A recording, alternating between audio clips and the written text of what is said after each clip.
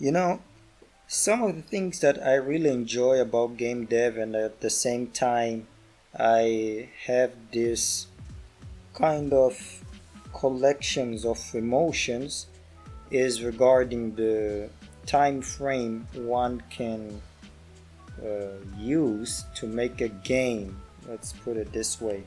To be simple about this is I really get impressed. At the same time, I hate to see videos of people that are like, I've made a game in 1 day, I've learned this, and I've made a game in 3 days, I've made a game in 2 hours, I've these types of videos. I got my browser open here. I'll show you what I'm talking about if it didn't click for you uh, instantly. So you know, uh, I'm a pretty dumb guy. I'm dumb, dude. I've said this a couple of times now, but I'm really really dumb. And no matter what I do, no matter what I do, I can't seem to manage to do this thing on time. And what do I mean by that is that I'm really, really slow at doing things, especially when it comes to things that you gotta be creative about it. That you know, when you're coding, you often run into problems that you really didn't think about it. Let's say you want to make a game. So how do I go from getting an idea for a game to going to making it? So there's different ways, there's different events that spawn up different ways to get the idea for a game. You get inspired by the weather, you just go on a walk and just you a light pops up in your head, you're just playing a game and you're like, I wonder if it would be better if this game have this and that, and you're like, okay, let's make a game that's going to have this and that.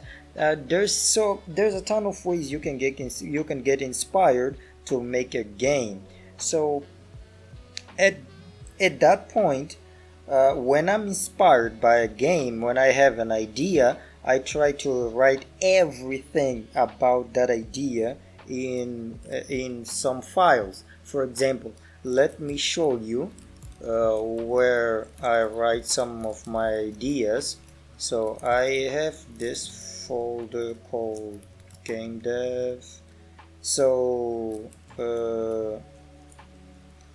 so these are some of the folders I have, and let me just enter into color and chaos, for example. So color and chaos, so one of the things I might have to say it before I show you the the text, is when I first wrote the color and chaos idea, I didn't have like a proper structure or template for how to organize my game ideas. So I was just throwing out ideas, and other games, the one I'm making right now, Prime Maniacs, and other ones, when I was writing the game idea, I had figured out how to properly structure it. So be warned for like this bunch of text right here. So this is what I did for the game. So let me just go a bit into this. So I wrote something like, so for the name of the game, I calling it. Okay, I didn't revise this text, so there might be a lot of errors. Color and Chaos. You can suggest other names afterwards if you deem so. That was a heads up for me or a message for me. So here's the concept. It will be a 2D mobile game with a player which can be anything from a human-like character to just a touch input like Fruit Ninjas, that game that was so viral. So this is what I do. Then I went up into a phase of mine that I just wanted to improve the concept, and then I just thought to myself, well, instead of going out and gather feedback from people, why not just ask ChatGPT? So the reason for that was I was in a phase of my life that every idea I had about a project, an app, mobile app, a desktop app, or something like that, would often spawn up harsh judgment. People would just be like, hey, we already have this, you're not doing anything like new or something like that. People would just criticize my ideas to the point I would just put that idea aside, and some point afterwards I was just, maybe that's the problem. The thing is, when you have an idea, most of the time, if you haven't made like some major progress in that idea, you won't get positive feedback. Because I could make a video about this, but what I've learned for myself is that if you have an idea about something, whether it is an app, whether it is a game, you shouldn't just openly tell to your friends or families about it. Work a little bit on your own, like make a prototype or make something that people can see if you really want to get some opinions from other persons before you make the idea come into reality.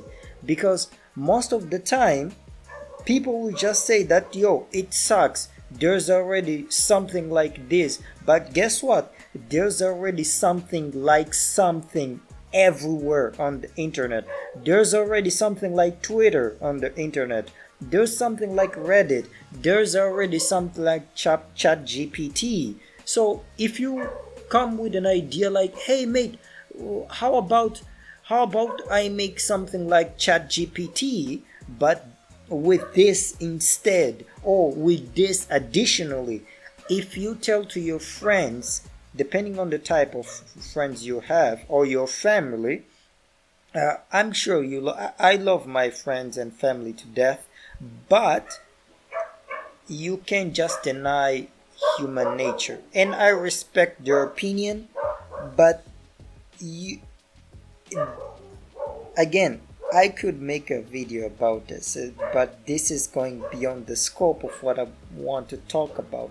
But the bottom line is, if you got an idea about an app, a game, a project that involves tech or something, and if you feel that's some of the most important part and maybe the most difficult one, if you feel like it's a good idea, if you truly feel like it's a good idea, and how you gonna feel like it's a good idea, well, you might get excited about it.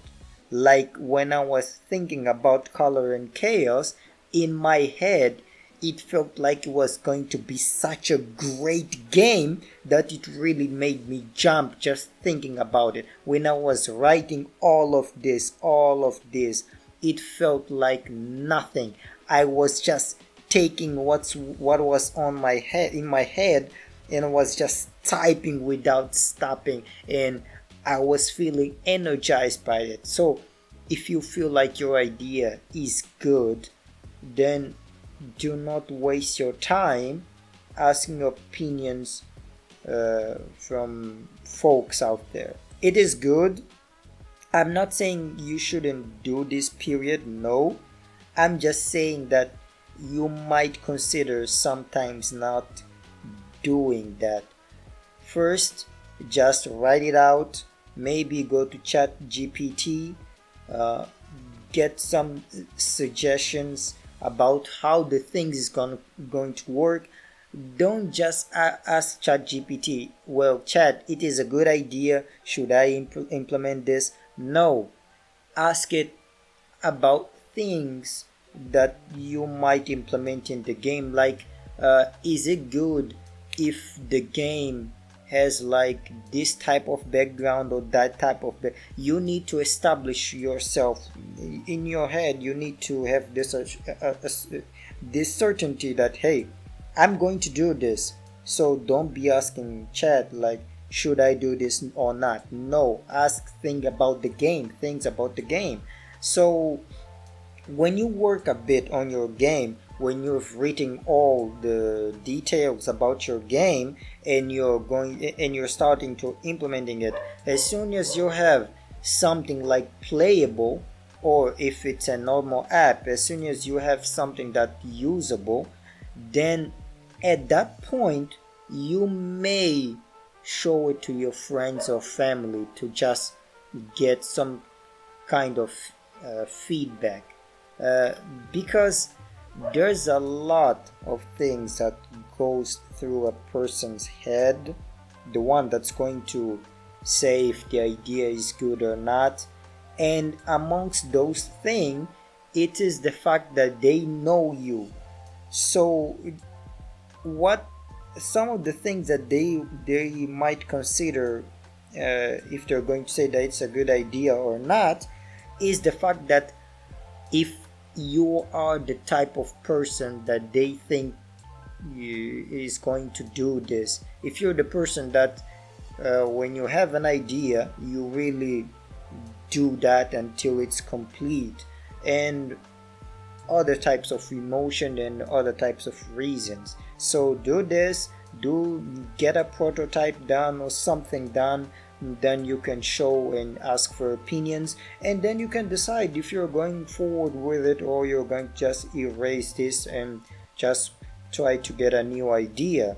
And then so going back into the topic, when you have this idea fetched, now it's time to code. There are parts of the code, there are parts of this entire algorithm that you just can't figure out how to do it.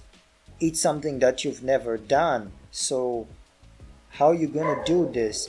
And mate, when these type of problems comes to me, it takes a lot of time to solve this, to write an algorithm to implement a certain mechanic or something. So I guess, so what I'm trying to say is, for example, the first game I tried to do, but before that, let's continue to use color and chaos, for example. So I've written everything about color and chaos, and I even I took every idea and created a backlog for every task I would do, and I followed the software development route, the official software engineering thing to do that I've learned. And the thing is, at some point while coding, there would be a time where some bug or problem or some feature that would pop up in my head that was completely new, that I really wanted to do it. Or instead of trying to stretch a bit far, let me say it like this. In Colors and Chaos, in my game, there is this concept of you have a set of geometric figures at the top of the screen that gets generated randomly each time you hit a combo, or each time you lose life, or else.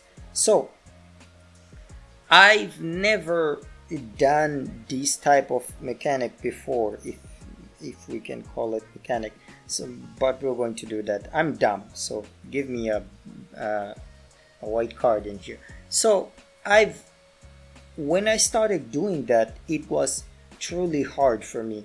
I remember that it took me about 2 days to make that mechanic to like work without any bug or nothing, and that was 2 days of like waking up at the time I usually wake, which is pretty late if we're talking on the weekends, and spending all day, literally all day, on computer and trying to figure out what's wrong about the code, trying to come up with algorithm to implement that.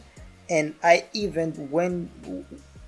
remember that it took me so much effort that I had to make a flow chart to make it work. So the point is, it takes me so much time to make something that in the end it's so much simple when you see like when a user when you take the role of a player, of a user, and you see that thing working and you feel like, damn, sometimes I can't believe something like this took something like 30 lines of code. However, sometimes I hop on YouTube and I watch videos and I search for game dev videos to like pass time or to just learn something, and I see these videos. Let me show you a bit. Let me show you. So let me open my browser.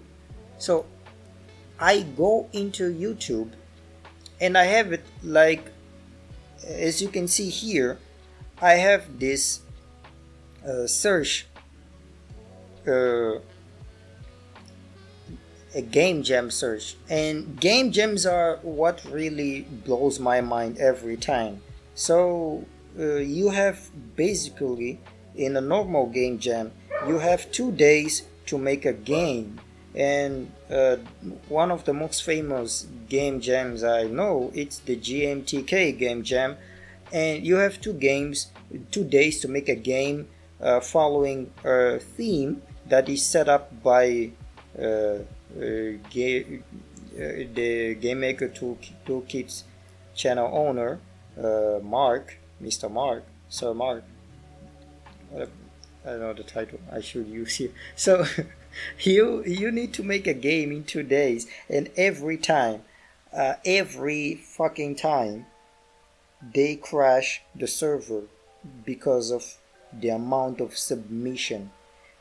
This is that is thousands of people submit games, some of them games that are practically finished, mate, in just 2 days. And that's the amount, or usually more than that, the amount I take to just implement a single mechanic. That's the thing that it blows my mind when I watch this type of videos of winning my first game jam ever, or like I made a platform in 48 hours with no jumping, or 7 devs make a game without communicating. And from Blackthorn, I really love Blackthorn's channel. Yeah, but the point is this: I made a Celeste inspired game in a week. There's guys that make like games so much, a game so big, then they say, hey, it took me 2 weeks. And bro, that blows my mind. And sometimes it makes me think like, am I really this dumb? How or why can't I do these type of things? I made a stealth game in a week. Mate. And then let me put it in another way. I made a game in, maybe we're going to get one of these videos. I made a horror game in 48 hours. I made a game in 3 days to prove everyone wrong. These guys just feels like they are some type of protagonist in a story, because I really want to prove everyone wrong, but I goddamn can assure you that I cannot make a game in 3 days. I would have done that if I could. And mate, I really would love to know their secret. How can they do this? How? Maybe it's because they're not dumb, but what? Just one other thing. Let me just show you something. Let me show you something. So yeah, let me just open the terminal and show you something. So this is, let me just open it to show you. Okay, this is the first game I've made. It is called Wanderer. I've called it a drop here, but the name is Wanderer. So let me just select English. So this game has most of the things I really wanted the game to have. There's a setting screen with language selection and some gender selection, rate me button, icons, all of that shit. And there's a credits screen, and there's a stats screen saying time play, death, win, the powers you've used, how many times, and there's achievement. There's even achievements, and this works. The achievement works, and yeah, these are locked. And when you unlock an achievement, the icon just switches to this. And the thing is, and okay, let me put you a bit. This is the loading screen. So the game is like this because I was debugging something. I was debugging something. That's why in here you can see it's written left collision and some. There's a credit screen and all. The point is to make that game. That game is almost completed. I just need to adjust the screen size for different devices. That's why I stopped working on it for quite some time now. However, the point is to make that game. Let me show you a bit of the code. For example, the game is made purely in Python, by the way. I've used the Kiwi framework. So to make this game, it took me a year and something, almost 2 years. And I admit I've been too lazy. Sometimes I would go for like 2 weeks or more without working on the game. However, it still took me a year or two, but I could bet on you. I could bet all the money I have that some of that lads from YouTube could make this game in like 3 days or 48 hours or 24 hours maybe. And this is something that really bothers me and at the same time fascinates me. I really like to watch those videos because I'm like, whoa, I really want to be like them. Like, damn, I really want to do that. And at the same time, I'm like, whoa, why can't I do that? You know? And that's my thing with this. I made a game in 2 days types of videos, or I participated in a game jam or something like this. And once again, I don't know why I made this type of videos. Maybe it's for filling the video slots in my YouTube channel. However, I kinda had this type of thoughts a few days ago. Like, mate, this is my YouTube channel. Like, what am I doing if not making videos that I want to make? As long as it's centered around game dev. So, in the end, I should be telling something about this that would uplift you. Something like, don't worry, we all have our own paces. Go make your game at your own speed or something like that. But no, I'm not going to tell you this. I'm going to keep watching these videos because I like them, although they kind of make me depressed sometimes because it makes me feel I'm a lot dumber than I really am, and that's scary. And yeah, go make games, I guess.